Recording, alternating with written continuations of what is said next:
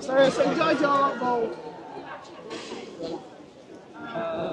めちゃめちゃとてもいいなと思って今日からそうじゃない。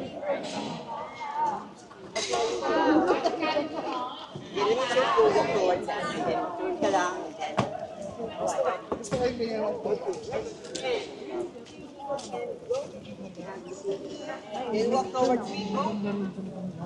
Can you move backward, please? Then with the camera, smile. Then keep it up the camera, Neil. Thank you. Hawaii. Ang ganda. Okay, beautiful. 1, 2, 3, go. I'm Anne Patricia Lorenzo Diaz, your newly crowned Miss International Philippines 2025.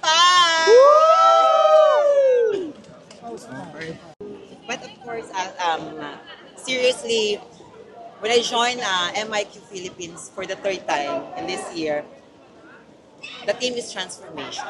So I asked myself what I need to transform.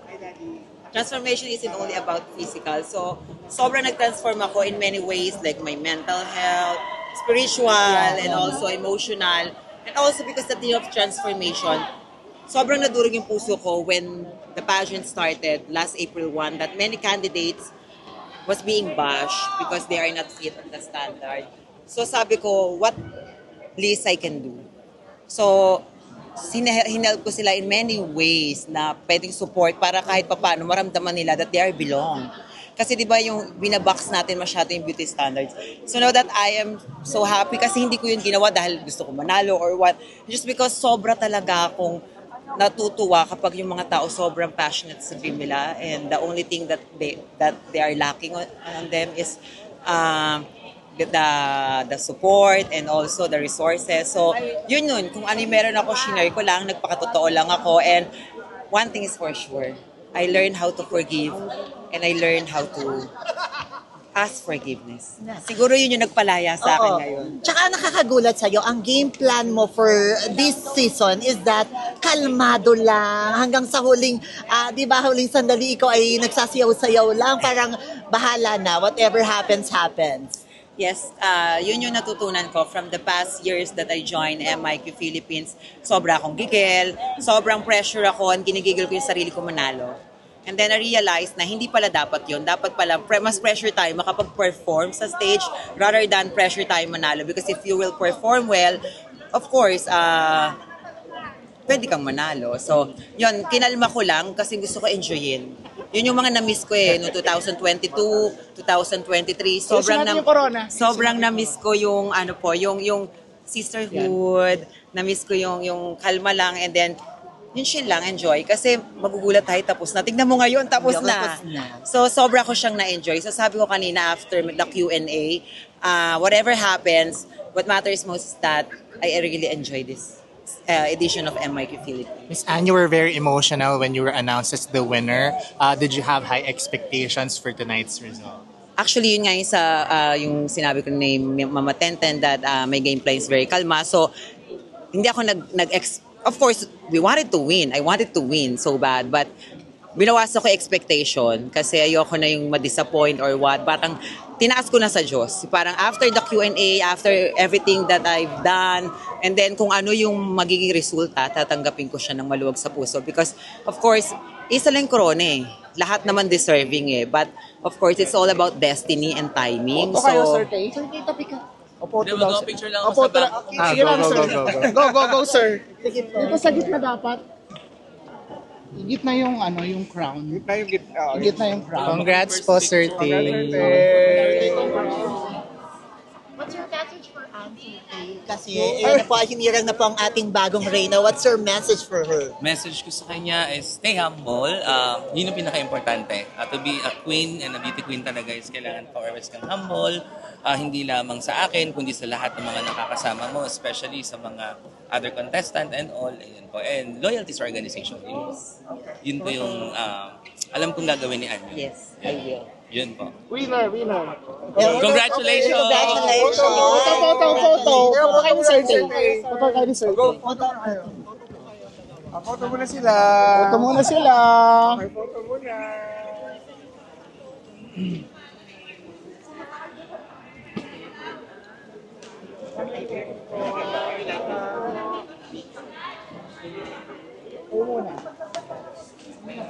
One for the video naman, Ah, guys. sige, One video for the daw. video. Daw. Okay. Okay, can you move backward down, please?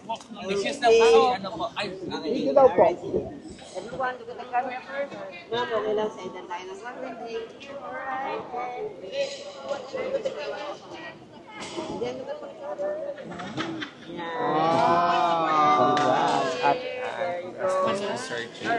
Closer man.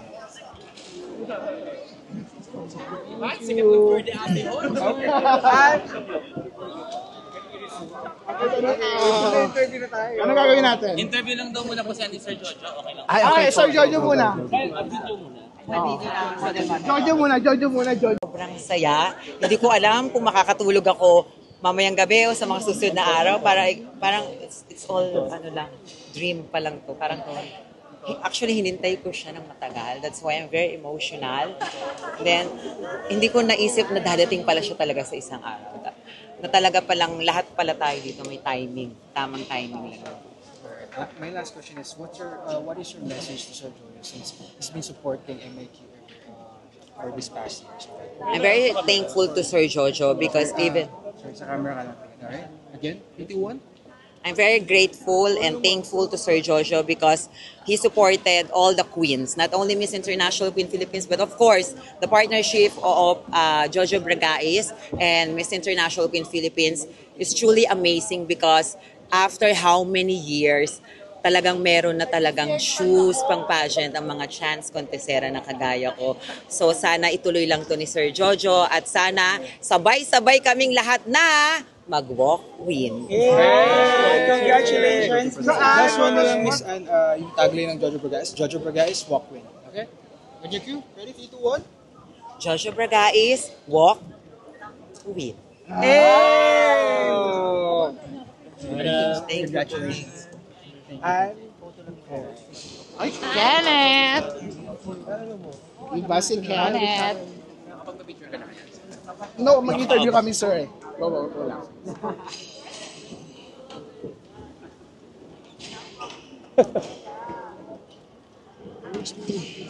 Ano lang ako isa? Tapos,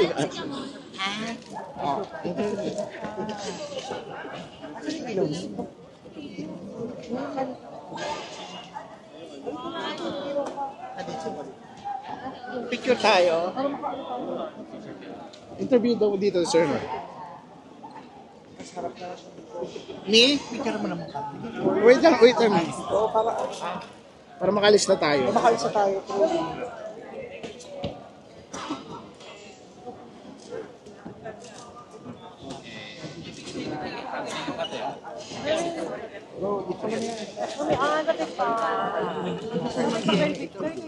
Ha? Meron. Tayo ba natin? Hindi. Ano na yun?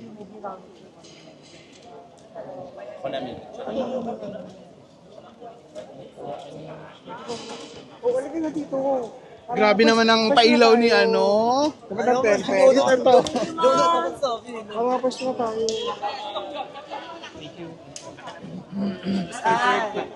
Oh, gano'n. Sige na, Sir Nolly. Nolly Berioso na nga. Tapusin na muna natin si Nolly Berioso. Tapos interview na tayo, Anne, ha? 1, 2, 3. One more. 1, 2, go. Okay, go. Okay ka, Anne. Miss Anne, what's going to be your strategy come September for Miss International? For September, siguro magre-rest lang ako ng 1 to 2 weeks and because it's very, maliit yung span ng time to prepare. It's all about parang 60 days lang. So, siguro ganon, same lang, kalma. Then be strategical and then I will talk to my team and then of course siguro paplanuhin namin ano yung mga dapat namin gawin, ilatag from the time ng arrival sa Thailand up to the day na nag-activities, everything, and also the important events which is the preliminary and also the coronation and the closer interview. And what was going through your mind nung napaupo ka dun sa floor, nung in-announce ka as winner? Parang panaginip. Parang, totoo ba to? Parang kasi kanina, siguro if there's one thing na natutunan ko dun sa past edition ng MIQ Philippines, it's just don't expect too much. Sorry. Don't expect too much because you'll never know what happened. Lahat naman kasi deserving eh. Lahat lumaban, lahat nangarap. So, pwedeng lahat manalo. So, if you will, mag-expect ka ng too much, syempre nandun mas malaking heartache. So, pinasa Diyos ko na lang kayo na. Nung napaupo ako, ang nasabi ko talaga, at last, finally, totoo ba to?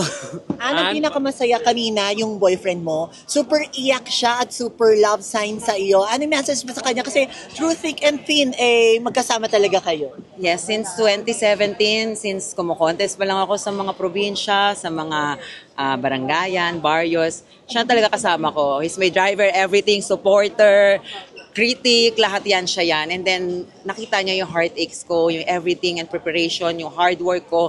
Siya lagi yung kasama ko from the first edition of MIQ Philippines, MIQ 2022 and MIQ Philippines 2023. And also, this year, siya yung kasama ko. Kaya, sabi niya kanina sa akin, parang, ayoko nga kasi parang parang entertainin yung emotional niya kanina before the pageant start.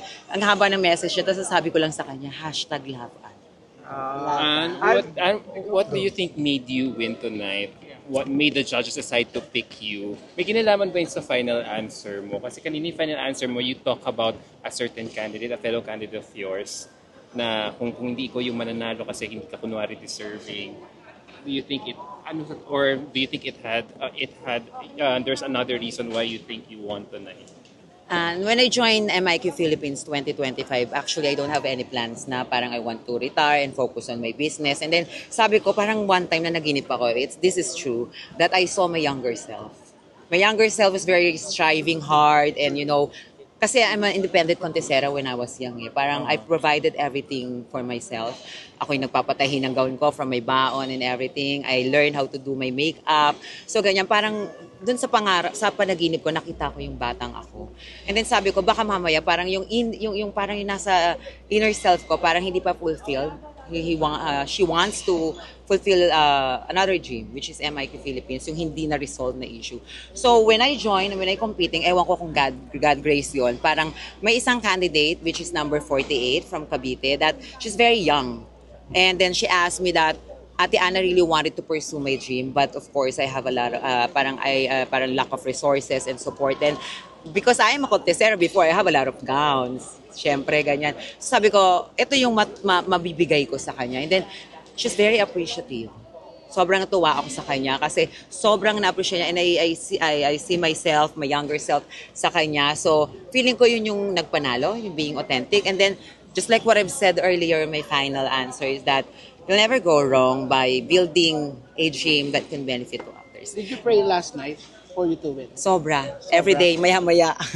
So now that you won, Sorry, picture lang kay Sir Jojo. Last na po. Yeah, go.